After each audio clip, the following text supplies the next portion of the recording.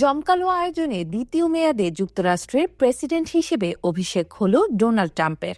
দায়িত্ব নিয়েই নিজের মতো করে সবকিছু গোছানোর কাজ শুরু করেছেন তিনি।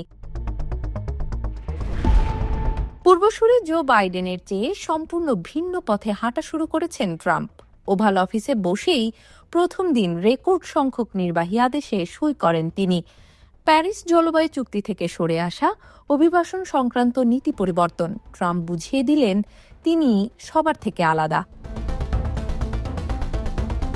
তবে ট্রাম্পকে নিয়ে বাংলাদেশের আগ্রহ একদম অন্য জায়গায়, মূলত রাজনীতিতে।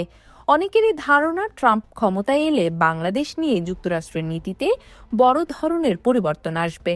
আন্তর্জাতিক সম্পর্ক বিশ্লেষকরাও বলছেন বাংলাদেশ নিয়ে যুক্তরাষ্ট্রের নীতির খুব একটা পরিবর্তন আসবে না, কারণ যুক্তরাষ্ট্র বাংলাদেশকে যেভাবে দেখতে চায় তার সাথে এদেশের মানুষের আকাঙ্ক্ষার মিল রয়েছে। রাজনীতি নিয়ে উদ্বিগ্ন হবার কারণ না থাকলেও জলবায়ু চুক্তি থেকে সরে আসার কারণে বাংলাদেশের তহবিল পাওয়ার ক্ষেত্রে সংকট তৈরি হতে পারে।